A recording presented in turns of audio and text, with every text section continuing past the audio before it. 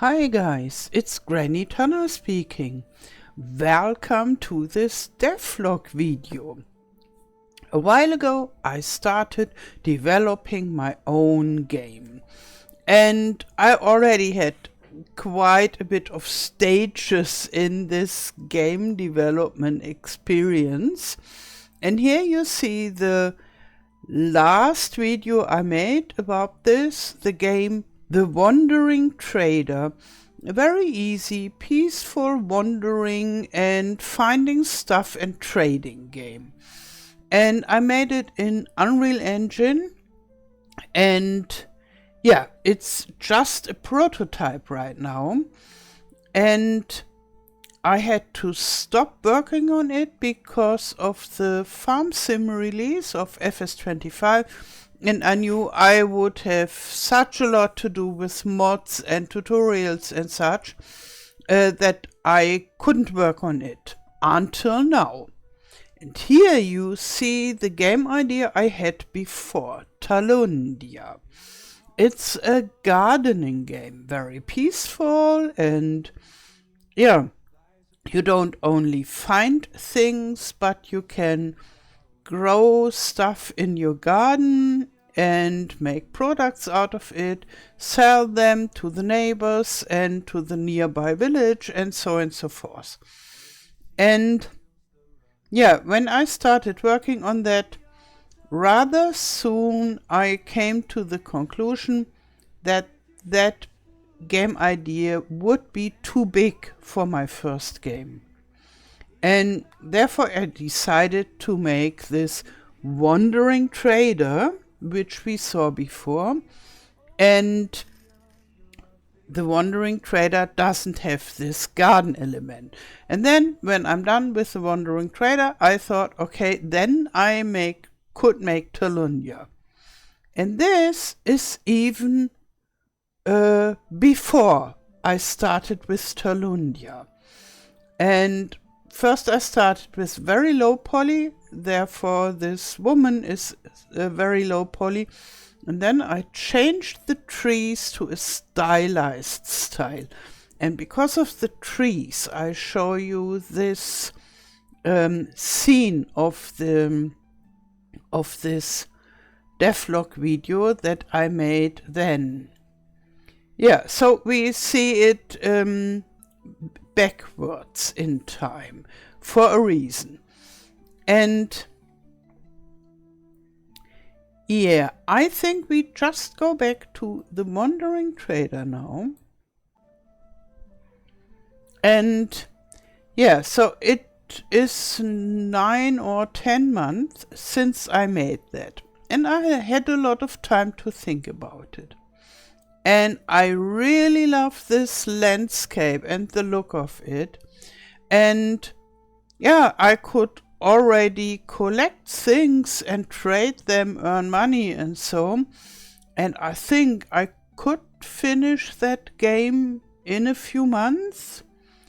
But I realized that the Unreal Engine might not be the best engine for such a small, tiny, easygoing game. Because with the Unreal Engine, you need to deliver a game with at least 10 gigabyte, maybe much more. So a really big game. And yeah, and you need a very strong computer to play on it. But an easy game that is just about a little bit of hiking and collecting stuff, I just let it stop here. Then I can tell you about what I thought and my conclusions about it. So, a simple hiking game is not meant to be bigger than 10 gigabytes. And you wouldn't want to need a high-class gaming computer to let it run. So I thought, what to do? This Unreal Engine is just too big. It's a huge elephant to use. It is like a workshop in factory size with all different kinds of machines that you can use. It's fantastic. I like the Unreal Engine.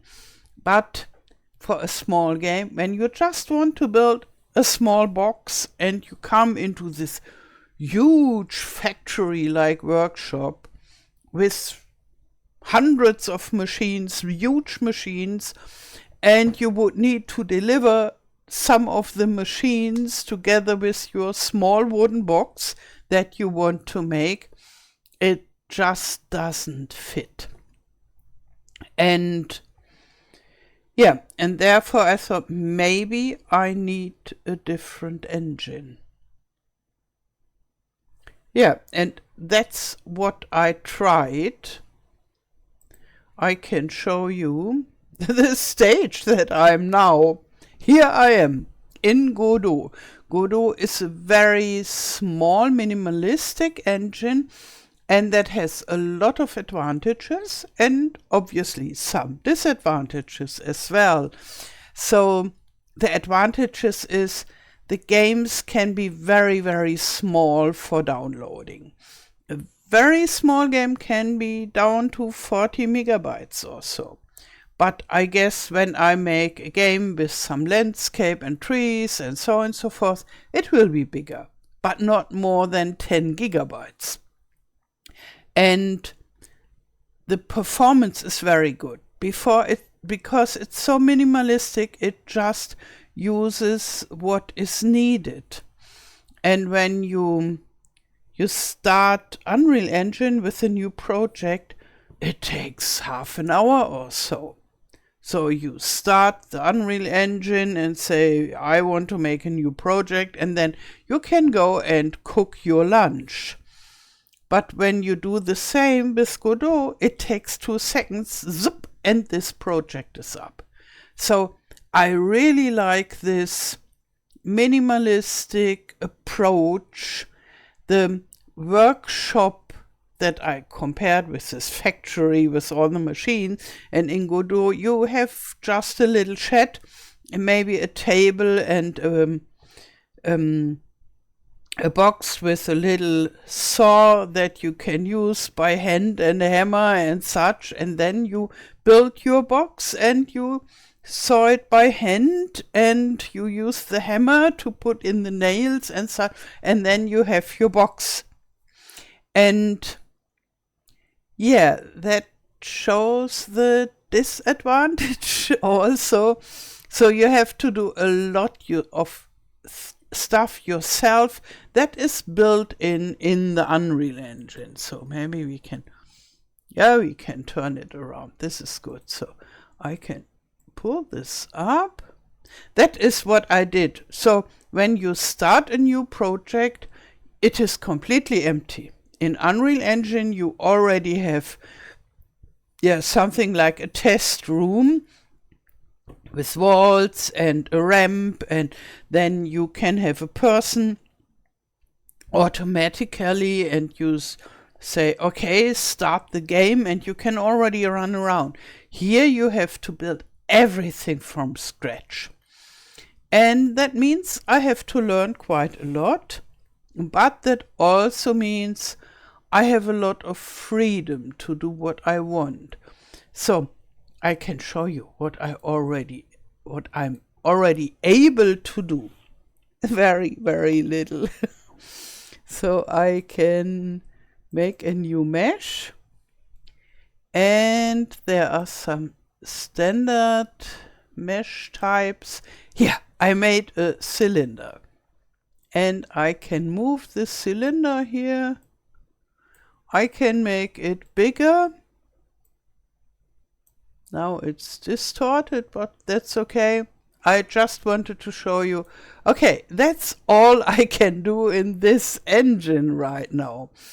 And yeah, so my next steps are to learn to do more in this engine.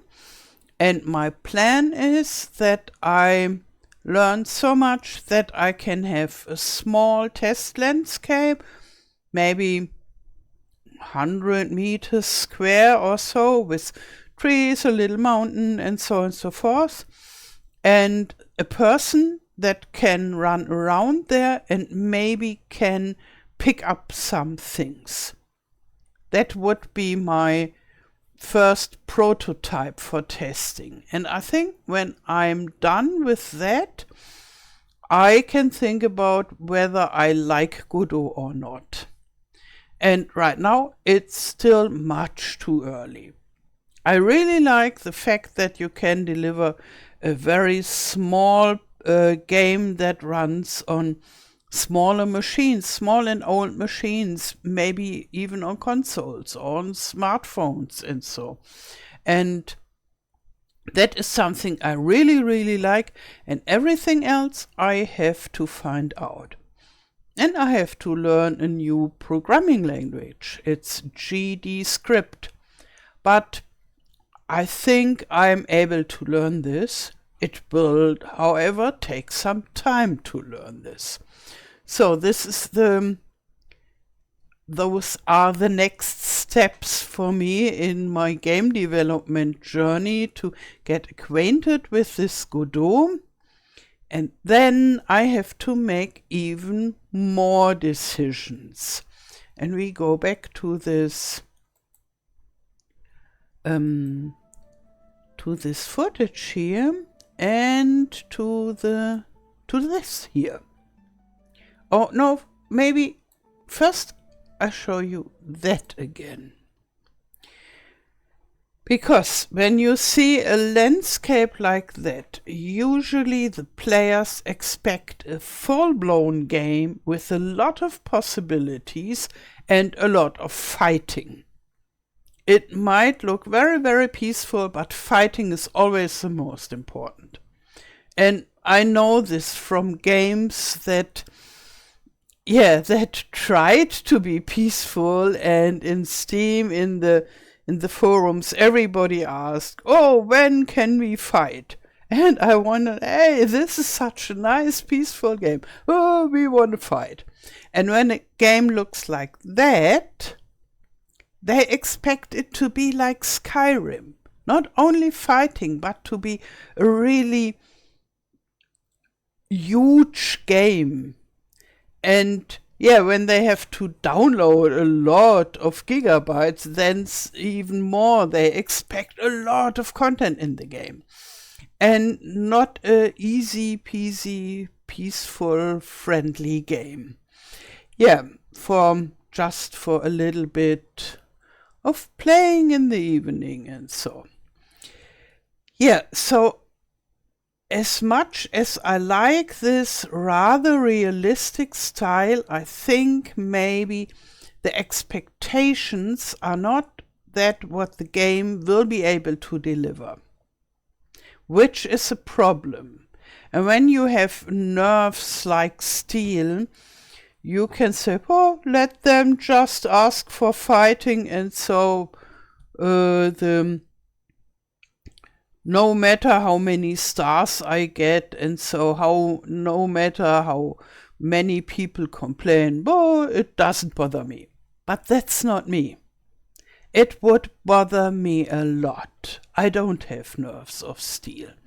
So I don't want to be a revolutionist that makes something that is against all the expectations. I rather go with the flow and make something where when you see the images, the expectation matches what will be delivered. And then we come to this here.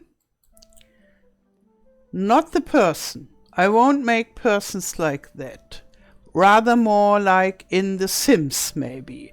So a little stylized, not realistically, but not low poly like that, and also not like those little cute dwarfy lines that are jumping around like dee dee dee dee. Not those. No, I don't like games with all those little very cute people. I must admit they are cute, but I don't like that over cuteness. That is for 3-year-old girls, but is played by adults and such. And so I will have people that are in rather normal adult proportions, dressed maybe a little bit medieval if I find matching clothes, and the look of them will be rather stylized, not realistic, but not too comic-like also. I have to work on this. I have a software where I can make such persons.